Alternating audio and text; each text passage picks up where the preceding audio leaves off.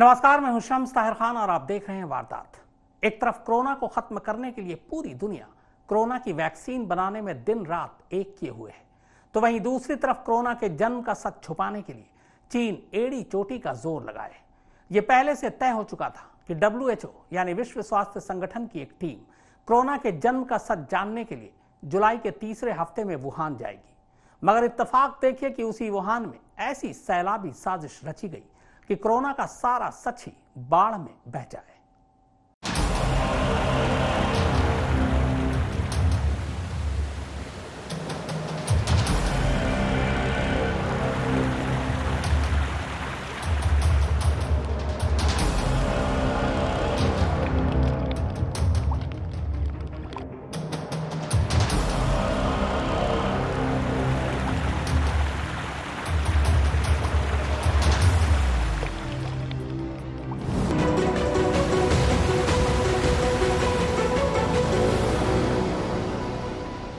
अब जैसे जैसे दुनिया कोरोना के कहर से बाहर निकल रही है, वैसे वैसे चीन पर पूरी दुनिया की कार्रवाई की तलवार लटकने लगी है। मगर इससे पहले कि ड्रैगन के देश पर दुनिया के देश चढ़ाई कर पाते, इल्जाम है कि उसने कोरोना के एपिसेंटर वुहान से वायरस के सबूत मिटाने शुरू कर दिए हैं।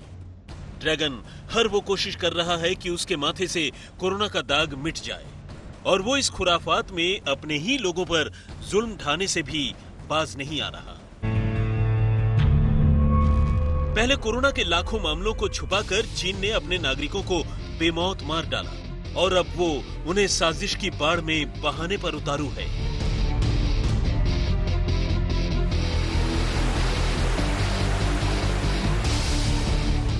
जब पूरी दुनिया कोरोना संकट से जूझ रही है, तो चीन पड़ोसी देशों की जमीन पर कब्जा करने की कोशिश में लगा हुआ है। लेकिन हर जगह से उसे करारा जवाब मिल रहा है, और मजबूर होकर चीन को अपना पांव वापस खींचना पड़ रहा है। यही नहीं, चीन की अर्थव्यवस्था पर भी दुनिया की सख्ती का बुरा असर पड़ रहा है। इसलिए चीन ने अब कोरोना वायरस से अपनी जान छुड़ाने के लिए चली है नई चाल। खबर है कि विश्व स्वास्थ्य संगठन की टीम चीन पहुंचने वाली है, जिसके पहुंचते ही चीन के झूठ की परतें खुलने लगती। लिहाजा इल्जाम है कि चीन ने WHO की टीम को रोकने के लिए ही वुहान में सैलाब की साजिश रच डाली।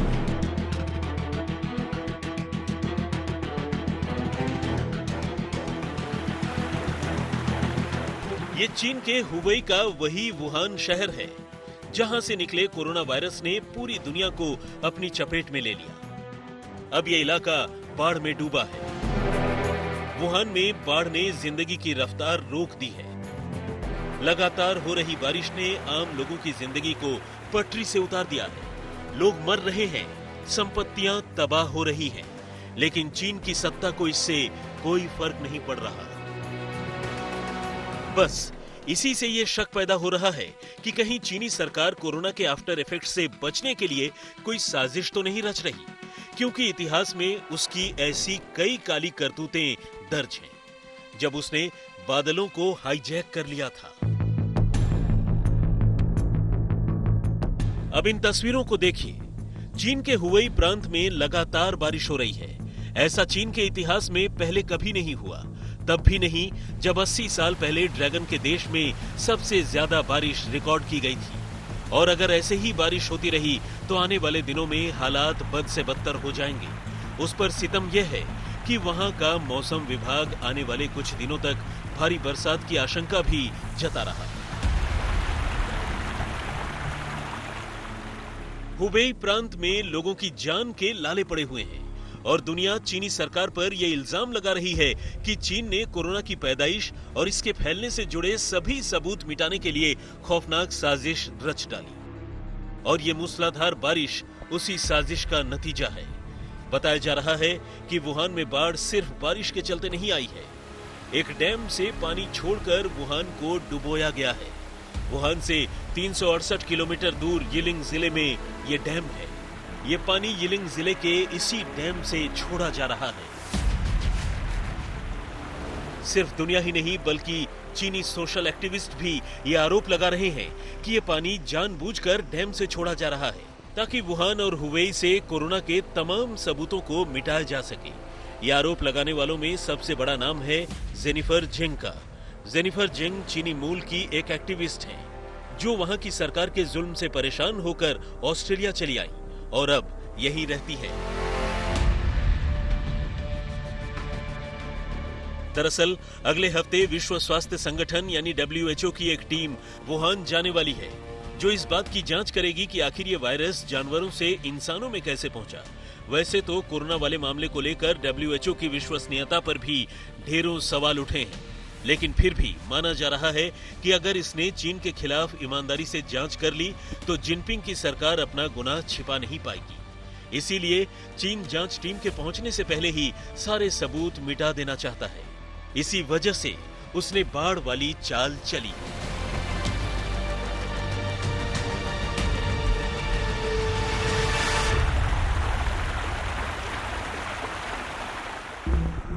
हालांकि चीन की सरकार और वहां के अधिकारी इन तमाम आरोपों से इनकार कर रहे हैं। उनका कहना है कि पानी के दबाव से यिलिंग का डैम टूटने की कगार पर है, इसलिए मजबूरन पानी छोड़ा जा रहा है। लेकिन झूठ, दगाबाजी और मक्कारी चीन के चरित्र का हिस्सा है। उससे न तो ईमानदारी की उम्मीद की जा सकती है, न ही उसकी बातों पर भरोसा किया जा सकता है। मुनीश देवगन और सुप्रतिम बनर्जी के साथ फर्रुख माफैदर, आज तक। चीन की बातों, दावों और वादों में हमेशा फर्क रहा है। कोरोना का जख्म चीन ने ही दुनिया को दिया, लिहाजा चीन के पुराने रिकॉर्ड को देखते हुए पूरी दुनिया ये शक जता रही है कि बहुत मुमकिन है कि चीन ने कोरोना के सबूत मिटाने के लिए ही वुहान को सैलाब में डुबो दिया। वैसे भी चीन कई बार बादलों की चोरी कर चुका है।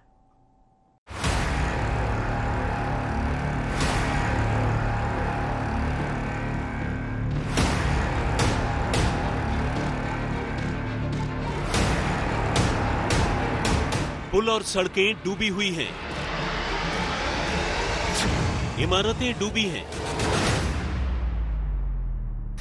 घरों में लोग फंसे हुए हैं, नदियां उफान पर हैं, खेत बर्बाद हो गए हैं, हर तरफ तबाही का मंजर है।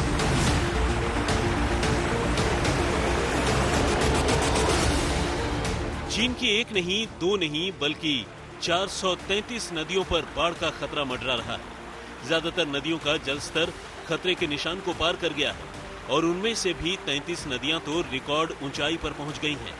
यांगजी के अलावा उत्तर में पीली नदी, दक्षिण में जुआजियांग और शंघाई के पश्चिम में बहने वाली चीन की सबसे बड़ी ताजे पानी की झील ताहू जैसी सभी प्रमुख नदियों और झीलों में सैलाब है। यहाँ तक कि चीन में बने दुनिया के सबसे बड़े बांध थ्री गॉर्जेस डैम पर भी खतरा मंडरा रहा है और ये बांध टूटा तो करीब 2 दर्जन राज्यों में भारी तबाही मचेगी।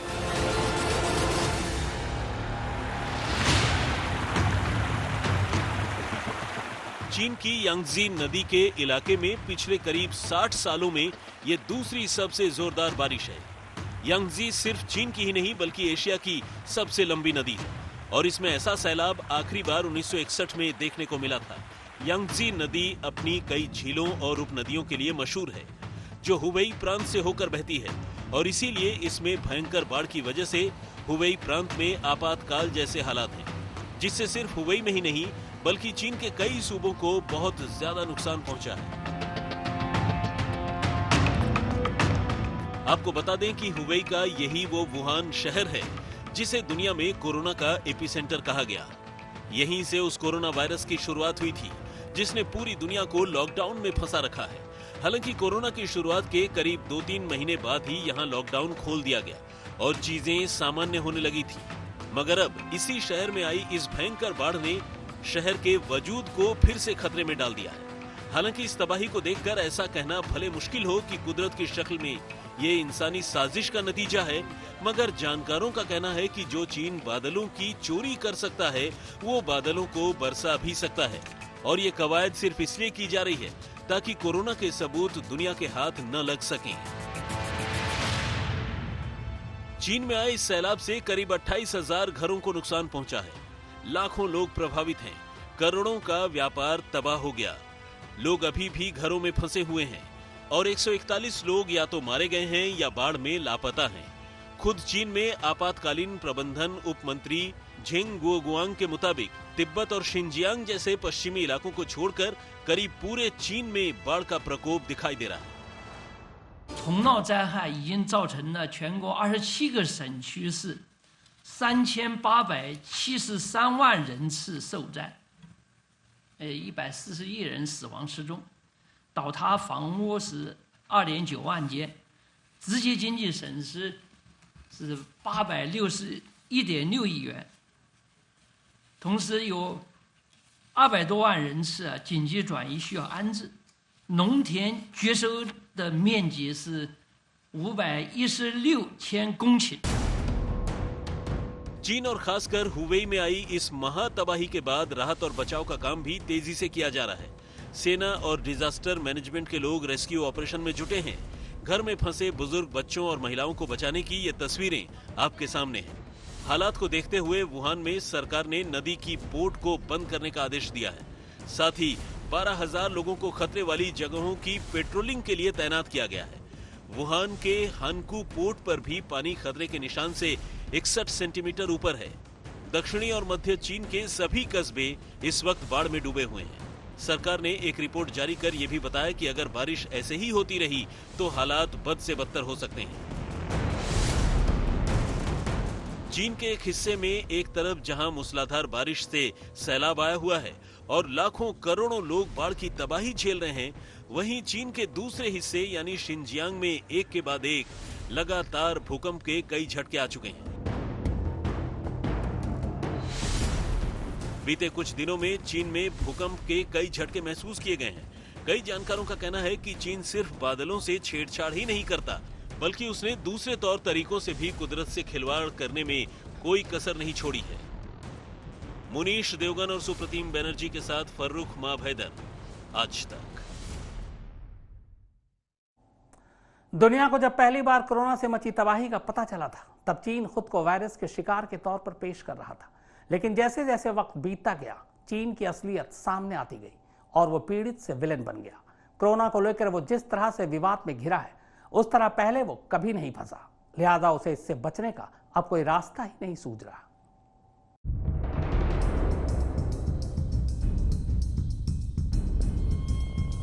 चीन और विवादों का जैसे चोली दामन का साथ है, किसी न किसी गलत वजह से सुर्खियों में रहना उसकी फितरत है। लेकिन इस बार कोरोना की वजह से चारों तरफ जिस तरह उसकी फजीहत हुई है, वैसी पहले कभी नहीं हुई। अमेरिकी राष्ट्रपति डोनाल्ड ट्रंप तो कोरोना की शुरुआत से ही चीन को इस महामारी के लिए जिम्मेदार ठहरा रहे हैं और अब बारी चीन से उसके किए का हिसाब किताब करने की है। कोरोना का पाप चीन के माथे पर लगा वो काला धब्बा है जिसे वो चाहकर भी नहीं छिपा पा रहा। ये वायरस अब तक दुनिया भर में करीब 6 लाख लोगों को मौत के मुंह में धकेल चुका है और दुनिया अब दबी जुबान में नहीं बल्कि खुलेआम कह रही है कि इसका गुनहगार कोई और नहीं बल्कि सिर्फ और सिर्फ चीन ही है। हालांकि चीन इसका लगातार विरोध कर रहा है। अमेरिका ने कोरोना मामले की जांच के लिए अपनी टीम वुहान भेजने की बात कही तो चीन अड़ गया। वो तो WHO की टीम को भी वुहान में घुसने देने को तैयार नहीं था। बाद में चारों तरफ से दबाव पड़ने पर इसके लिए बड़ी मुश्किल से तैयार हुआ। अब वही WHO कोरोना कांड में चीन की जांच करने की तैयारी कर रहा था कि अचानक वुहान में बाढ़ आ गई। कोरोना वाले मुद्दे पर चीन का साथ देकर WHO बुरा फंसा है। अमेरिका ने उससे नाता तोड़ लिया है और उसे दिए जाने वाले फंड पर रोक लगा दी है। आज तक ब्यूरो। तो वारदात में फिलहाल इतना ही, मगर आज तक पर खबरों का सिलसिला लगातार जारी है।